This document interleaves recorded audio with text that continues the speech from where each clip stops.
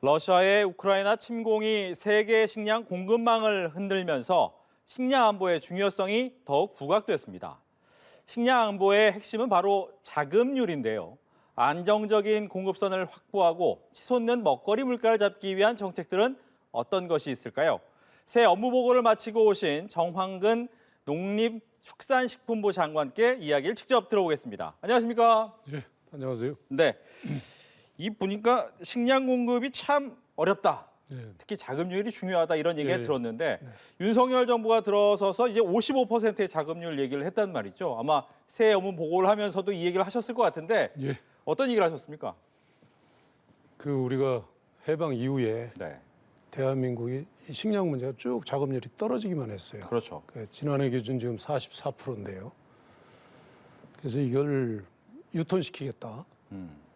그래서 지금 정부 임기 중에 50% 이상, 55.5%까지 올리겠다 이렇게 보고를 드렸습니다.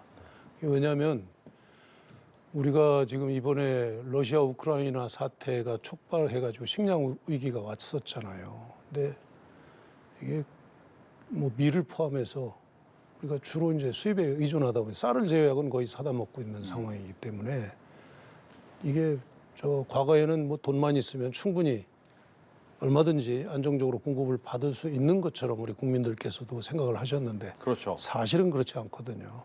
그래서 어쨌든 쉽지는 않지만 국내에서 작업 기간을 일정 부분 최대한 확보를 해야 된다. 그게 하나고. 그래서 이제 지금 가루쌀이라는 게 이제 제가 농촌진흥청장 할 때 처음 등록이 된 건데 네. 이게 겉으로는 저 쌀이지만 사실은 밀하고 성분 유사합니다. 그 구조가. 그래서 밀을 얼마든지 대체할 수 있고. 그래서 그 가루쌀을 매개체로 해서 이건 이모작이 됩니다. 어허. 예, 그러니까 우리가 농지가 굉장히 적거든요. 그렇죠. 1인당 90평밖에 안 돼요. 지금 대한민국 농지가. 결국은 있는 농지를 2번 쓰면 되니까. 과거에는 이모작을 할 수 없었어요. 네. 밀 수확기하고 벼 이항기하고 겹치기 때문에. 그렇군요. 근데 이거는 그게 가능하기 때문에 네. 이모작을 해서 그다음에 우리가 얼마든지 작업률을 높이겠다. 그래서 그걸 촉진하기 위해서 뭐 전략작물 직불제도 금년부터 시행하기로 했고 그런 식으로 지금 해서 이번 우리 저 정부 내에 정부 임기 내에 55%까지 올리겠다. 이렇게 오늘 보고를 드렸죠. 네. 말씀해 주신 부분 중에 이제 가루쌀이 좀 더 예. 궁금해집니다. 네. 말씀하신 것처럼 수입 밀가루 수요도 대체하겠다. 네. 또 만성정 쌀 공급 과잉 해소도 필요하다. 그렇다면 과연 어떤 식으로 이 가루쌀을 보급하실 것이냐도 궁금해집니다. 예. 그러니까 말씀드린 대로 쌀은 쌀이되 사실은 밀하고 유사합니다. 이 성상이.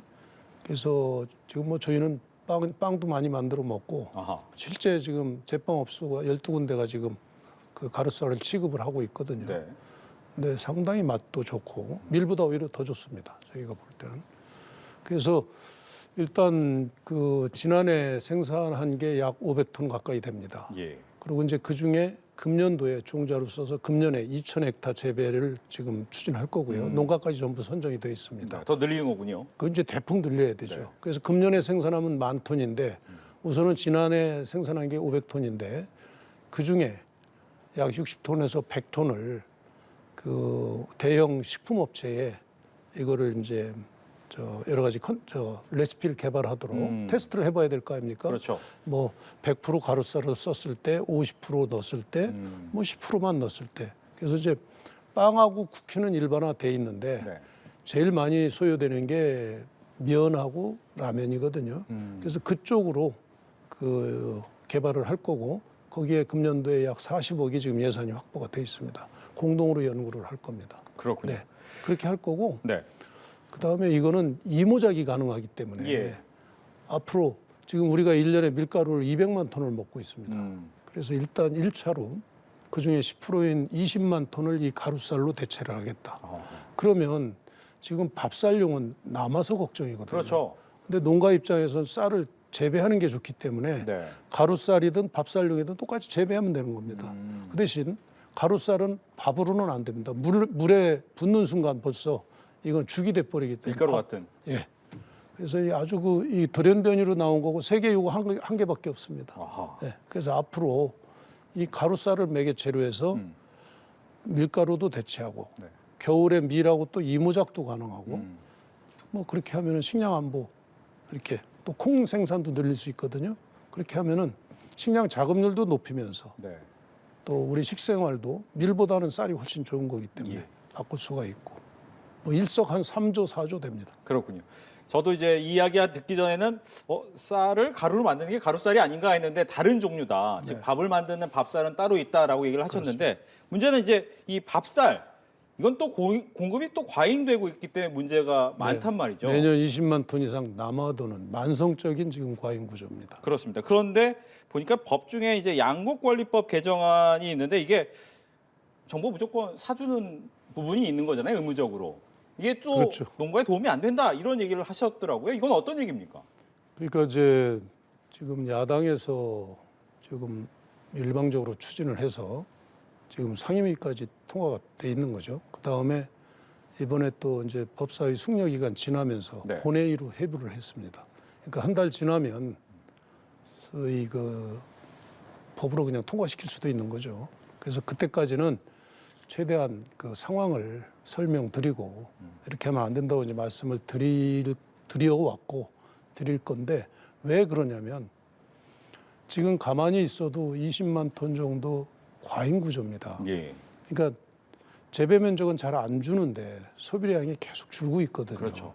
그러니까 양곡 창고에 쌀이 지금 남아돌고 있습니다. 그러다 보니까 일정 부분 쌀은 지금 많은 농가가 아직도 재배를 하고 있고 우리 주곡이기 때문에 정부가 가만히 있을 수는 없어요. 그러면 남는 쌀을 격리하기 위해서 금년에도 지금 지난 가을에 90만 톤을 지금 정부가 샀거든요. 그렇죠.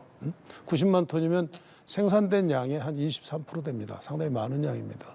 근데 이제 이거를 법으로 의무화한다는 얘기면 정부가 필요로 한, 그러니까 우리 국민이 소비하는데 필요로 한 이외에 생산된 양을 정부가 의무적으로 사라는 얘기입니다. 그 얘기는 뭐냐면 농민들한테 정부가 언제든지 사주니까 더 생산하라고 이렇게 시그널을 주게 되는 거거든요. 그렇게 되면 지금보다 과잉 구조가 더 심화된다. 아하. 그래서 이제 농촌경제연구원에서 분석한 바에 따르면 그렇게 되면 2030년이 되면 네. 가만히 있으면 한 25만 톤 정도가 남아도는데 이 의무화로 가게 되면 60만 톤 정도까지 격리해야 될 물량이 늘어난다.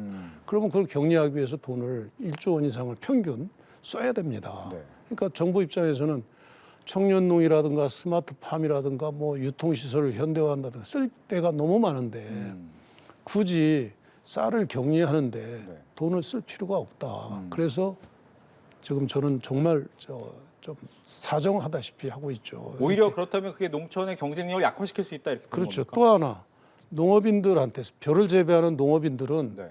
정부가 안정적으로 사주고 그다음에 격리를 거의 강제적으로 하면 가격이 올라갈 거 아니냐 이렇게 기대를 하시는데 그렇죠.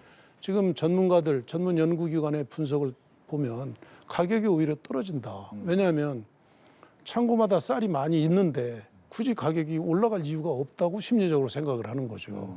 그렇게 되면은 농민들한테 우리 농업인들한테도 애써서 농사를 짓고 계시는 농업인들한테도 도움이 안 된다. 그러니까 저는 의무화만은 안 된다. 다른 건 다 되지만 이걸 의무화하면은 네.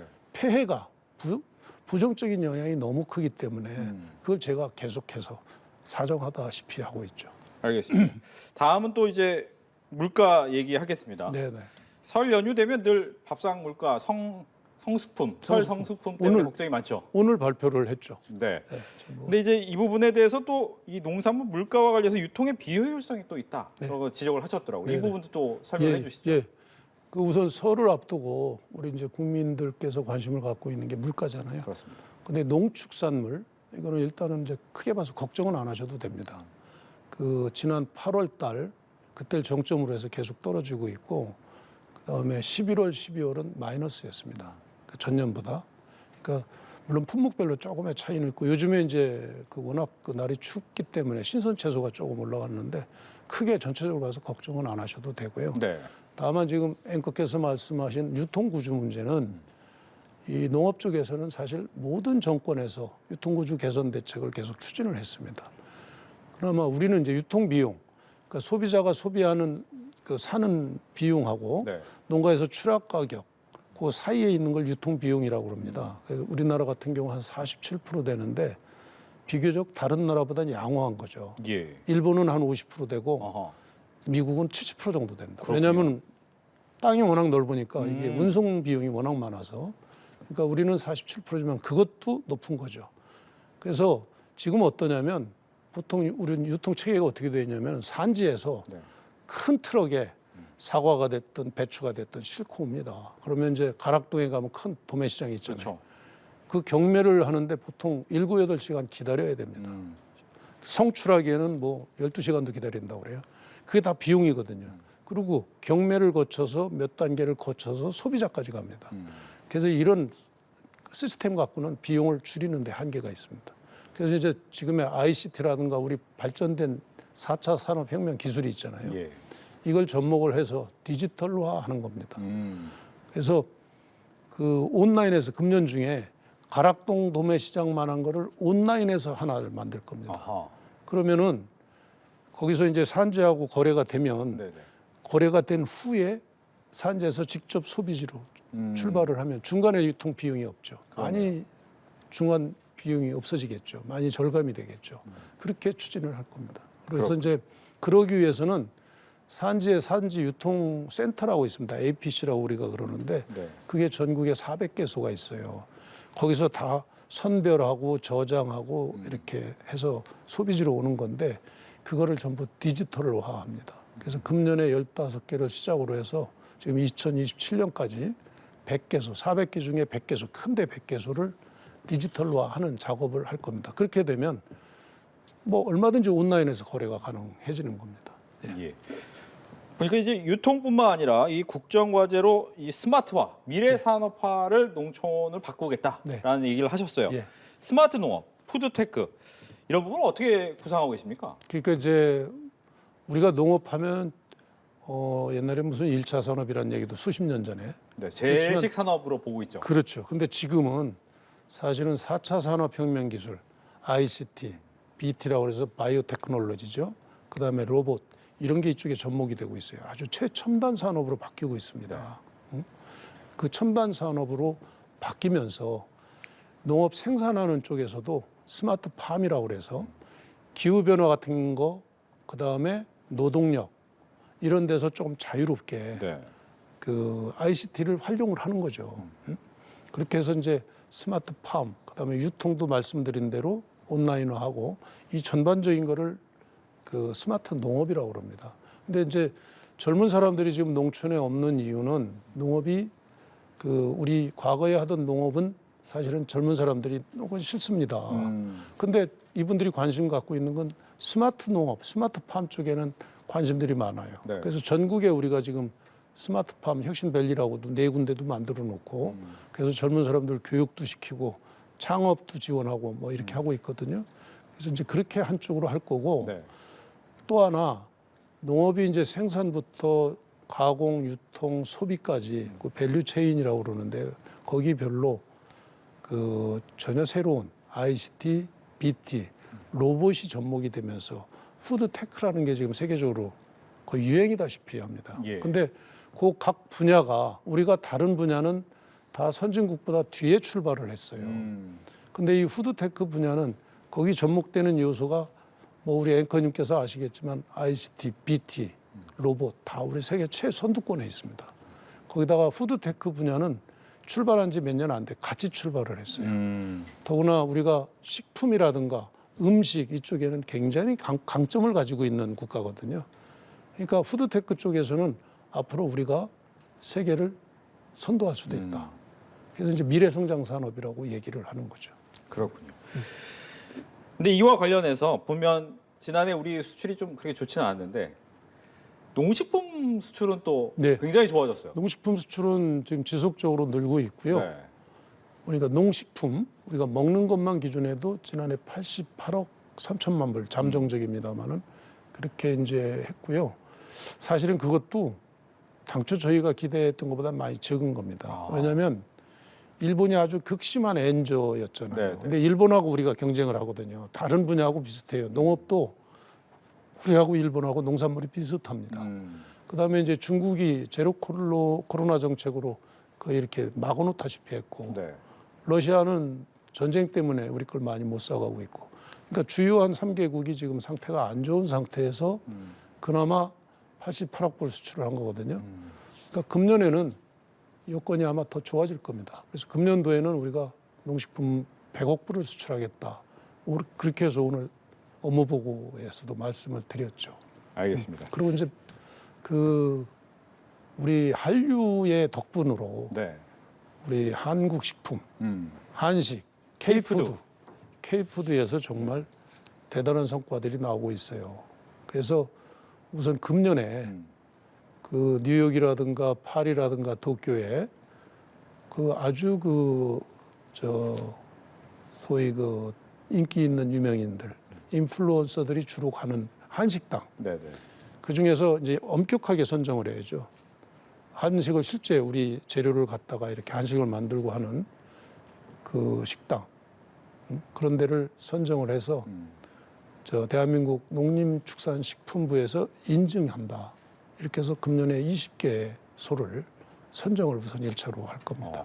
그렇게 해서 한식의 밸류를 좀 이렇게 확산을 시킬 거고요. 네. 그렇게 되면 결국은 그 만드는 소재가 다 수출되게 돼 있거든요. 장류라든가 뭐 일본 옛날 기꼬만 간장이 비슷한 식으로 해서 세계화됐거든요.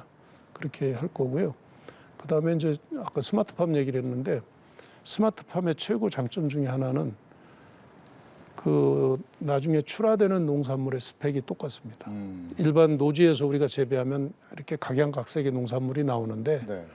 스마트팜 안에서는 그 여러 가지 조건, 환경을 제어할 수 있거든요. 그러면 나오는 게 똑같은 게 나옵니다. 수출하는 데 굉장히 유리하죠. 그래서 우리 농식품을 앞으로는 우리 정말로 네. 메인 수출 산업 중에 하나로 그렇게 육성을 할 겁니다. 알겠습니다. 올해 100억 불 기대를 해보겠습니다. 네.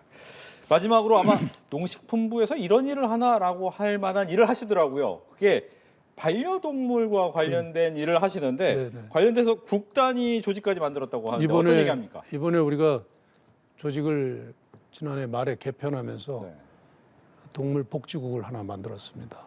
그러니까 지금 사실은 농식품부가 옛날에 축산이라는 개념이 이제 오랫동안 그 업무를 해왔는데 반려동물은 주로 이제 수의사들, 네. 그 다음에 반려동물이 먹는 그 사료 같은 거 이게 전부 농식품부의 이제 업무 범위에 있기 때문에 농식품부가 반려동물 업무를 보고 있는데 그 상당히 앞서가는 거죠. 지금 국단위를 만들었고 기본 정신은 그 우리 반려인들은 잘 아시지만 원 웰페어라고 합니다. 그게 뭐냐면 사람하고 동물하고 똑같이 행복하다. 네. 복지 수준도 같아야 된다. 이제 그런 개념인데 과거에는 우리가 동물 보호라고 그랬죠. 동물을 한 단계 낮은 걸로 봤지만 지금은 이제 동물 복지 개념으로 세계 선진국이 바뀌고 있고 우리도 이제 그렇게 바꿀 겁니다. 그래서 금년 중에 동물 복지 법도 지금 성안을 해서 국회에 제출할 계획이고요.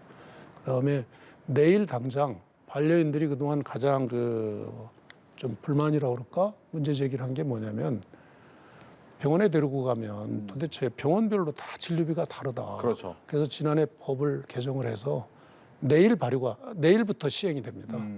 그러니까 우선 수의사분들께서 동물병원 하시는 분들께서 진료비의 그 내역을 공개를 해야 됩니다. 예를 들어서 진찰료는 얼마고 뭐 치료비는 얼마고 그렇게 해서 그거를 정부가 각 동물병원 거를 전부 취합을 해서 홈페이지에 공개하려고 합니다. 그렇게 하고 그다음에 이제 개물림 사고 같은 거 네. 이런 거에 대해서 그동안 좀 애매했어요. 그래서 그런 것도 제도화를 하고 뭐 다양한 방법으로 동물도 안전하고 사람도 안전하고 반려인과 반려동물이 같이 행복하게 살 수 있도록 여러 가지 법적인 그런 안전장치를 하도록 하겠습니다. 알겠습니다. 지금까지 정황근 농림축산식품부 장관과 함께 새해 업무계획 내용을 살펴봤습니다. 오늘 얘기 잘 들었습니다. 네, 감사합니다.